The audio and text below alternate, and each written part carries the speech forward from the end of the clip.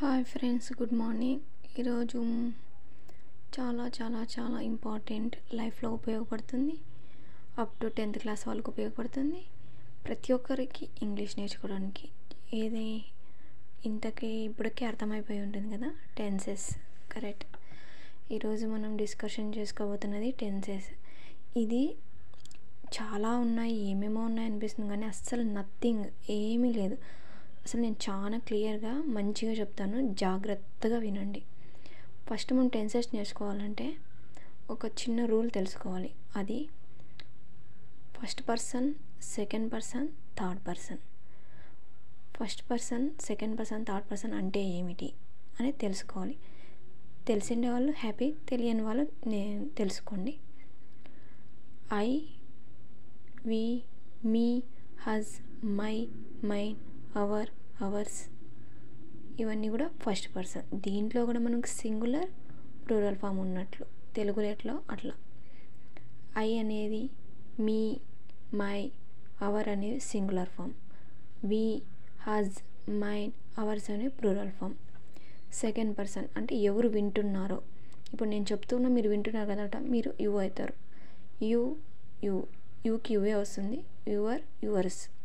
Third person అంటే ఎక్కడో ఉన్న వ్యక్తి, తను థర్డ్ పర్సన్ అవుతూ ఉంటారు. He, his, him, her, hurts, she, it, him, he, it, it's. దీనికి ప్లూరల్ ఫామ్ దే. ఈ విధంగా ఈ మూడు ఫస్ట్ మెయిన్ మనం గుర్తుపెట్టుకోవాలి. నెక్స్ట్ ఇంకా టెన్సెస్లోకి వెళ్తే చాలా మీకు క్లారిటీగా అర్థమయ్యేటట్టు, అసలు కన్ఫ్యూజన్ లేకుండా చెప్తాను, బాగా వినండి.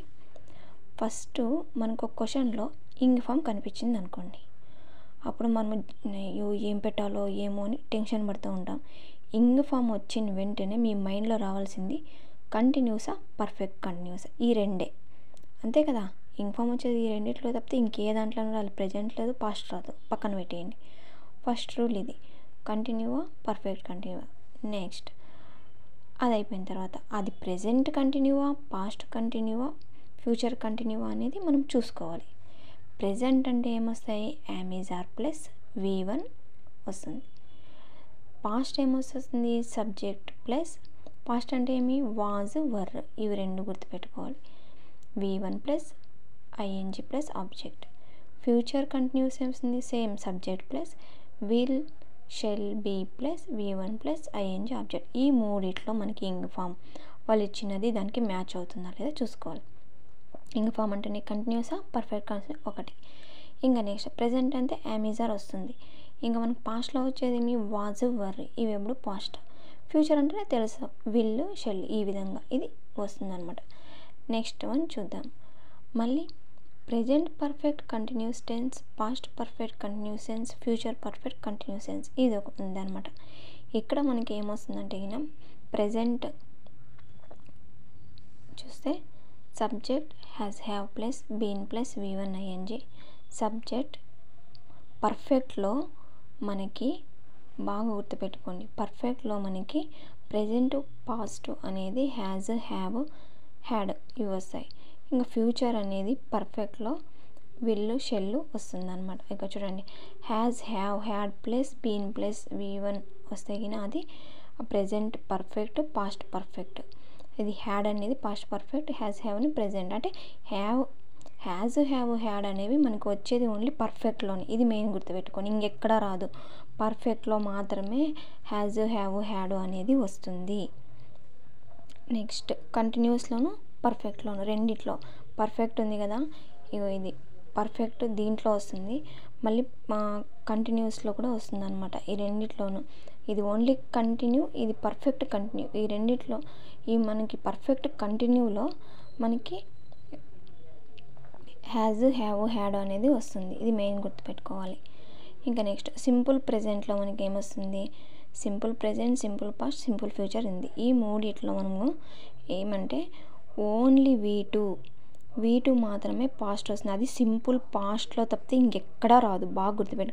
V2 అనేది టెన్సెస్ మొత్తానికి వచ్చేది ఓన్లీ సింపుల్ పాస్ట్ టెన్స్ మాత్రమే, ఇంకే దాంట్లోనూ V2 రాదు. నెక్స్ట్ ఇంకా ఫ్యూచర్ విల్, షెల్ తెలుస్తుంది, ప్లస్ V1 ఉంటుంది.